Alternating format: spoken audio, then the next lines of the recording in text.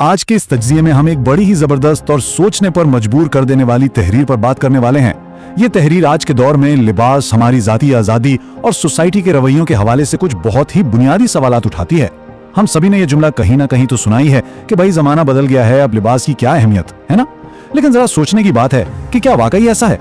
आज हम इसी बात की तह तक जाएंगे और देखेंगे कि ये तहरीर हमारे रोजमर्रा के रवैयों का कितना गहरा पोस्टमार्टम करती है। शुरुआत एक ऐसी कहानी से करते हैं जो सुनने में तो बड़ी आम सी लगती है, लेकिन इसके अंदर जो मैसेज छुपा है ना, वो कमाल का है। तो कहानी शुरू होती है एक घर से। एक बाप अपनी बेटी को देखता है जिसने कुछ ऐसा लिबास पहना हुआ है जो जरा नामुनासिब सा है। अब बाप बिल्कुल नरमी के साथ बेटी को समझाने की कोशिश करता है कि बेटा ऐसे कपड़े मुनासिब नहीं, लेकिन आगे से बेटी का रिएक्शन क्या होता है? वो फौरन कहती है, पापा हम 21वीं सदी में जी रहे हैं, आप कपड़ों से कोई फर्क नहीं पड़ता। ये जुमला, हाँ बिल्कुल यही जुमला इस पूरी बहस की जान है। आजकल ये सोच बहुत आम सुनाई देती है। ये बज़ाहिर मॉडर्निज्म और पर्सनल फ्रीडम का नारा तो लगता है, लेकिन इस तहरीर ने इसी दावे को एक बहुत ही दिलचस्प टेस्ट में डाल दिया है। बाप उस वक्त तो खामोश हो जाता है, पर असल कहानी तो अभी शुरू होनी है। अब जरा इस सूरत हाल का तस्वुर किया जाए। बेटी ने बात काट दी, बाप चुप हो गया। कुछ दिन गुजर जाते हैं, फिर आता है बेटी की सालगिरह का दिन। घर में जबरदस्त सी पार्टी चल रही है, सारे दोस्त रिश्तेदार सभी मौजूद हैं। और तभी एक ऐसा सीन होता है जिसने सबको हिला कर रख दिया।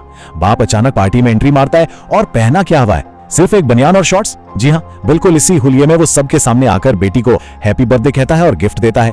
जरा इस अजीबोगरीब मंजर और इससे पैदा होने वाली इस अजीब सी खामोशी के बारे में सोचा जाए। ये तो किसी भी लिहाज से किसी पार्टी का लिबास नहीं है ना, बिल्कुल आउट ऑफ प्लेस। जाहिर सी बात है, इस सब पर बेटी तो शर्म से पानी पानी हो गई। वो रोते हुए शिकायत करती है कि ये क्या तरीका है, सब दोस्तों के सामने बेइज्जती करवा दी। अब यहाँ पर बाप बड़े ही ठंडे दिमाग से एक सवाल पूछता है, एक ऐसा सवाल जिसने पूरे मंजरनामे को बदल दिया। वो कहता है, बेटा बेइज्जती कहाँ हुई? अगर इस बात पर गौर किया जाए तो बाप याद दिलाता है कि दावा तो यही था ना कि 21वीं सदी में लिबास से कोई फर्क नहीं पड़ता, तो फिर उसने क्या गलत कर दिया? ये सवाल एकदम से खानदानी किस्से को एक बड़े फिलोसॉफिकल डिबेट में बदल देता है। बज़ाहिर एक छोटी सी मिसाल है, लेकिन ये हमें एक बहुत गहरे सवाल के साथ छोड़ जाती है कि भाई क्या सच में लिबास से फर्क नहीं पड़ता?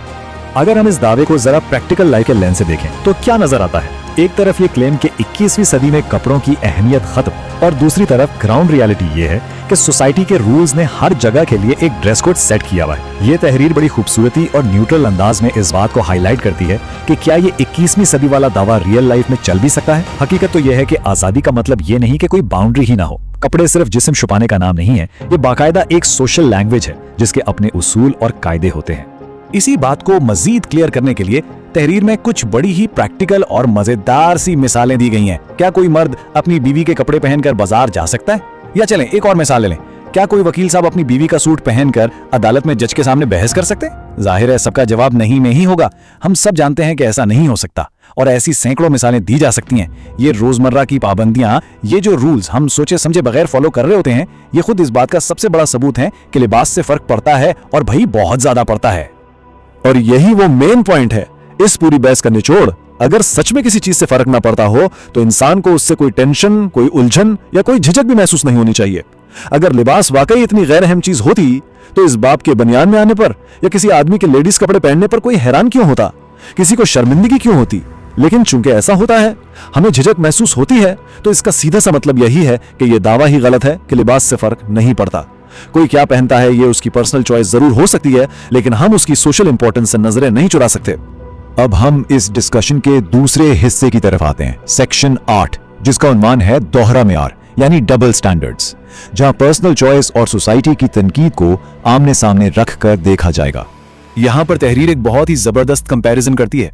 हम अक्सर देखते हैं कि लिबास को पर्सनल चॉइस का टैग लगाकर किसी भी किस्म की तनकीद से बालातर कर दिया जाता है, लेकिन जरा गौर किया जाए, माशरे में बड़े बड़े नजरियात, मुख्तलिफ मज़ाहिब, कल्चर्स और यहाँ तक कि मुकद्दस समझी जाने वाली चीज़ों पर भी खुले आम बहस होती है, तनकीद होती है, और उसे फ्रीडम ऑफ स्पीच कहकर एक्सेप्ट भी कर लिया जाता है। लेकिन जैसे ही बात लिबास के ज़ाती इंतखा पर आती है, अचानक से तनकीद करना गलत क्यों हो जाता है?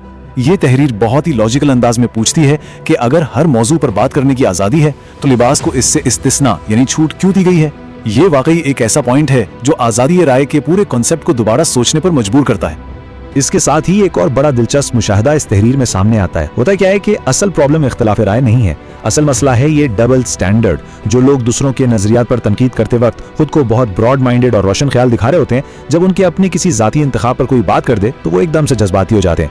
मतलब तनकीद करने का हक सिर्फ अपने पास रखना और दूसरों के लिए उसे मना कर देना। तहरीर इससे इंसाफ नहीं मानती, इसे क्लियर कट एक दोहरा मेयार कहा गया है।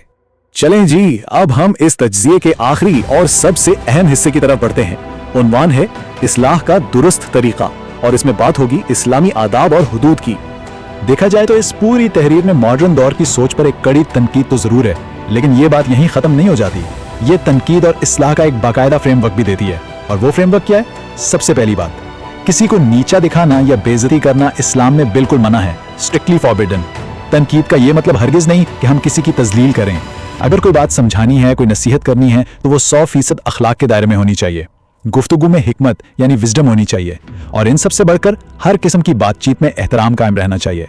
मतलब बात चाहे कितनी ही कड़वी क्यों ना लगे, उसको डिलीवर करने का तरीका हमेशा शाइस्ता और बावकार होना चाहिए। इज्जत सबसे पहले है।